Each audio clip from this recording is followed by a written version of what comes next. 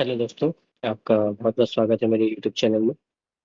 आज की वीडियो में हम बात करेंगे जो प्री बीएड एग्ज़ाम हुआ था आज 11 जून को, से जो सीजी व्यापम के द्वारा लिया गया था, उसके आंसर की पर बात करेंगे। और उस आंसर की के अंतर्गत आज हम लोग जो है बाल विकास के उत्तर देखेंगे कि उसके आंसर की क्या है।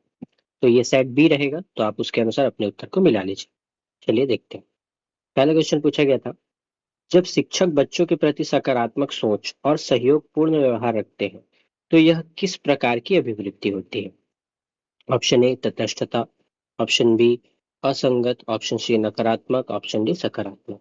है ना? जब सकारात्मक सोच रखता है तो कौन सी अभिवृत्ति हो जाएगी? ऑप्शन नंबर डी सकारात्मक अभिवृत्ति। किंडरगार्टन शब्द का अर्थ क्या होता है? तो ये बहुत सरल क्वेश्चन था, बहुत बहुत पूछा भी गया था। तो ये बच्चों का क्या होता है? बगीचा होता है। इस सिद्धांत का प्रतिपादन किसने किया था? तो फ्रोबेल ने किया था। अगला क्वेश्चन है, व्यावसायिक निर्देशन व्यक्ति को किस आधार पर किसी विशेष व्यवसाय के लिए मार्गदर्शन देता है? ऑप्शन ए क्षमताएं, अभिवृत्ति, उपलब्ध अवसर, ऑप्शन एम है व्यक्तिगत संसाधन। तो अगर आपको व्यावसायिक निर्देशन चाहिए तो आपके अंदर ये सारे गुण होने चाहिए, अभिवृत्ति से लेकर व्यक्तिगत संसाधन। तो इसका उत्तर हो जाएगा ऑप्शन नंबर सी सभी। बिना किसी विशेष निर्देशन के बच्चों को स्वयं खोजकर नवीन ज्ञान को अर्जित करने का अवसर दिया जाता है, ये कौन सी विधि के अंतर्गत आता है? ऑप्शन ए योजना विधि, ऑप्शन बी डाल्टन विधि, option C heuristic method, option D खेल द्वारा शिक्षण। देखिए, जहां पर भी खोज की बात हो जाएगी तो वहां पे कौन सा विधि आएगा? ह्यूरिस्टिक, क्योंकि इनमें जो हम लोग खोज के माध्यम से सीखते हैं। अगला प्रश्न था जो मैच द कॉलम के रूप में था, आकलन से रिलेटेड। स्थापन आकलन, रचनात्मक आकलन, निंदात्मक आकलन और समेकित आकलन। देखिए, अगर आपको ये नहीं समझ में आ रहा तो ये देखिए, सफरमेटिव असेसमेंट। सफरमेटिव असेसमेंट कब किया जाता है? जब सारी आपकी परीक्षाएं कंप्लीट हो जाती तब, तो मतलब डी में 1। ये दोनों ऑप्शन कट हो जाएंगे आपके। फिर है डायग्नोसिस। डायग्नोस कब करते हैं? जब कोई परेशानी हो। Identify issue with a particular skill, तो सी में 4। तो सी में, एक मिनट, डी में, हाँ सी में 4। तो ऑप्शन ये किस में दिख रहा है? Option number B. तो इसका उत्तर आ जाएगा ऑप्शन नंबर बी, ये हो जाएगा। अगला क्वेश्चन है, ये भी मैच द कॉलम से है। स्पर्श आधारित सामग्री किसे कहते हैं? स्पर्श आधारित सामग्री उसे कहते हैं जिसको हम लोग जो है अनुभव के आधारित अधिगम होता है, जिसमें हम लोग कुछ चीजों को अनुभव से सीखते हैं। मौखिक वर्णन क्या होता है? दृश्य सामग्री का विकल्प होता है। तो बी में 2 कौन कौन सा है? ये वाले में और ये वाले में, और ए में 4। और एक मिनट, बी में 2, ए में 4, ऑप्शन नंबर सी इसका उत्तर हो जाएगा। शिक्षण सहायक सामग्री के विषय में निम्नलिखित में से कौन से कथन सही है? शिक्षण सहायक सामग्री के बारे में क्वेश्चन पूछा है।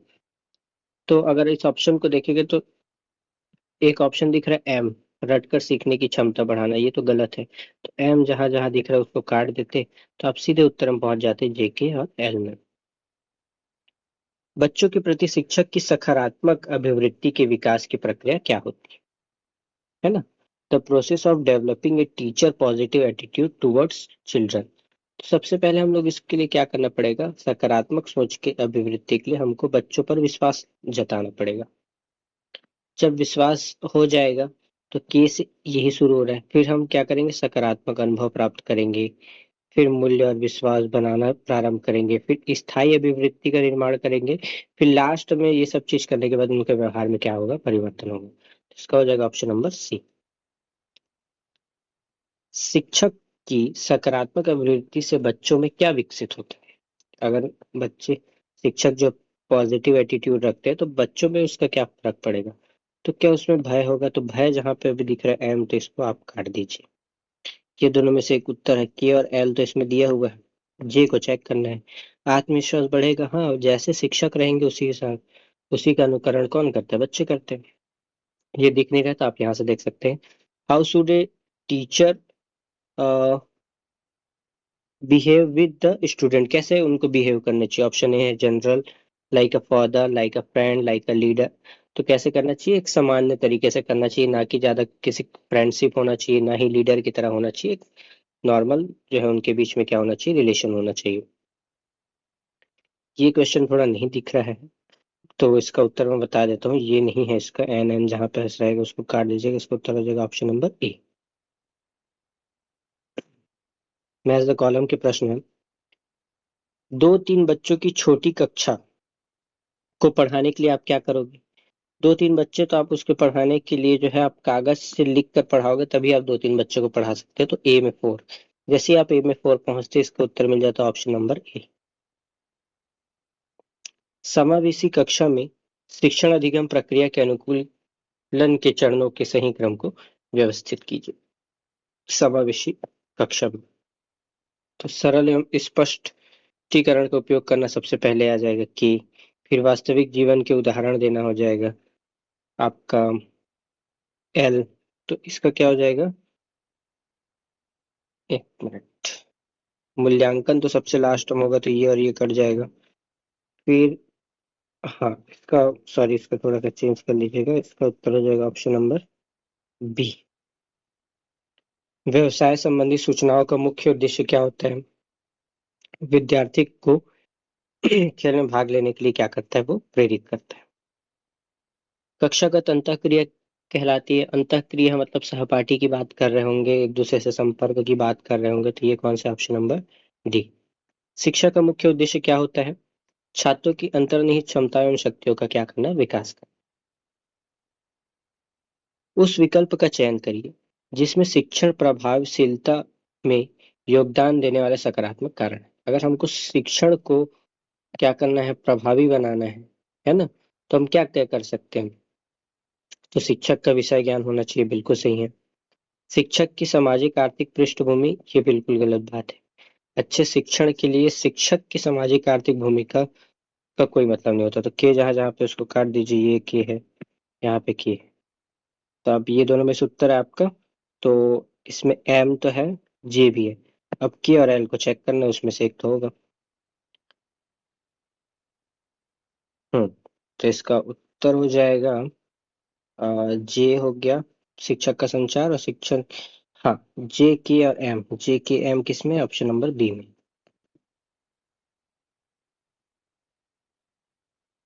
अब इसमें पूछा गया था संज्ञानात्मक घटक, घटक में क्या होता है भाई, जब हम अपने विचारों की बात करते हैं, भावनात्मक जब हम अपनी भावनाओं की बात करते हैं, व्यवहारात्मक मतलब अपने व्यवहार के सामाजिक प्रभाव मतलब दूसरे की अभिवृद्धि से।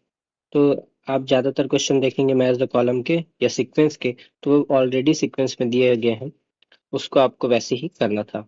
ए में 1, बी में 2, सी में 3, और तो ये इसका उत्तर ये हो जाएगा। शिक्षा का मुख्य उद्देश्य व्यक्ति का विकास करना है। क्या विकास करना चाहते हैं, तो व्यक्तित्व का विकास करना चाहते हैं। अगला असर्शन रीजन का क्वेश्चन है, बच्चों के प्रति शिक्षक की सकारात्मक अभिवृत्ति सीखने के पर्यावरण को बेहतर बनाती है। बिल्कुल सही है। अभिवृत्ति व्यक्ति के व्यवहार और प्रतिक्रियाओं को प्रभावित करती है, ये भी बिल्कुल सही है। और दोनों एक दूसरे का क्या कर रहा है, व्याख्या भी कर रहा है, ऑप्शन नंबर ए। समावेशी शिक्षा में अनुकूलन या अडॉप्टेशन का अर्थ क्या होता है, केवल जो तो नेगेटिव वर्ड्स आप ऐसे काट सकते थे, तो इसका क्या हो जाएगा, उत्तर नंबर सी। यदि शिक्षक बच्चों के प्रति पूर्वाग्रह रखता है तो इसका परिणाम क्या होगा, पूर्वाग्रह है ना, तो क्या होगा इसका परिणाम, क्या उसका आत्मविश्वास बढ़ेगा, बिल्कुल नहीं बढ़ेगा। सीखने की गति बढ़ेगी, बिल्कुल नहीं बढ़ेगी। तो बच्चों में इसका क्या प्रभाव पड़ता है, नकारात्मक प्रभाव पड़ता है। बेहतर सुविधादाता होने के लिए शिक्षक में कौन से गुण होने चाहिए, गतिविधि की निर्माण करने की क्षमता, बिल्कुल सही है।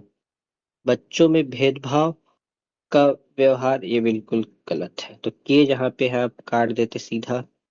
अब तो ऑप्शन पहुंच गया, अब हमको चेक करना है एम सही है कि नहीं। विषय वस्तु का पर्याप्त ज्ञान, ये भी जरूरी है, तो इसका हो जाएगा ऑप्शन नंबर सी। एक शिक्षक के सामने सबसे बड़ी चुनौती है, क्या चुनौती होती है, कि शिक्षण अधिगम प्रक्रिया में आनंददायक बनाए रखे, बच्चे कहीं बोर ना हो। ये सबसे ज्यादा क्या होता है, इंपॉर्टेंट चीज होता है। निम्नलिखित में से कौन सा संज्ञानात्मक कौशल का उदाहरण है, संज्ञानात्मक मतलब दिमाग वाला बात, बुद्धि वाला बात, तो ये क्या आ जाएगा, समस्या समाधान करने की क्षमता। व्यवसाय में रुचि विकसित करने की प्रक्रिया किस चरणों को सही क्रम में व्यवस्थित कीजिए। देखिए, आप कोई भी व्यवसाय में जाओ तो सबसे पहले बोला जाता है कि आपको स्व आकलन करना है कि आपके अंदर कौन कौन सी क्या होनी चाहिए, क्षमताएं होनी चाहिए। जैसे ही आपको पता चल गया कि मेरे पास ये क्षमता है, तो उस क्षमता के अनुसार आप करियर ऑप्शन देखोगे कि मेरे को क्या करना है करके, है ना? फिर उस करियर ऑप्शन को चुनने के बाद उस कौशलों को आप, उस स्किल को एक्वायर करोगे जो उस करियर के लिए इम्पोर्टेंट है। उस उसका फिर आप प्रशिक्षण लोगे। फिर जब जाके आपका क्या बनेगा, करियर बनेगा। तो ये भी सीक्वेंस में पहले से जमा हुआ था, तो KLMNO, इसका उत्तर आ जाएगा ऑप्शन नंबर डी। स्वयं की शुरुआत भारत सरकार द्वारा की गई थी, ये उनकी योजना से रिलेटेड है, तो इसको M और N नहीं होगा, बाकी तीनों उत्तर होंगे KLO, ऑप्शन नंबर बी। व्यावसायिक रुचि का विकास मुख्यतः किस अवस्था में होता है? तो व्यावसायिक रुचि जो है, जब कुछ बनने की रुचि ज्यादा किस में बढ़ती है, किशोरावस्था में होती है। समावेशी कक्षा में अनुकूलन की आवश्यकता क्यों होती है? क्यों होती? केवल परीक्षा परिणाम, इसको एम को जहां देखे आप काट देंगे, यहाँ से कटा, यहाँ से कटा। जे के तो है, अब सिर्फ हमको एल को चेक करना। सीखने के समान अवसर बनाने में, ये भी बिल्कुल सही, ऑप्शन नंबर डी। कक्षा में शिक्षक को निम्नलिखित में से किन पर ध्यान केंद्रित करना चाहिए? एक तरफा संवाद पर, के तो है नहीं, कि यहाँ पे भी कट गया, यहाँ पे भी कट गया।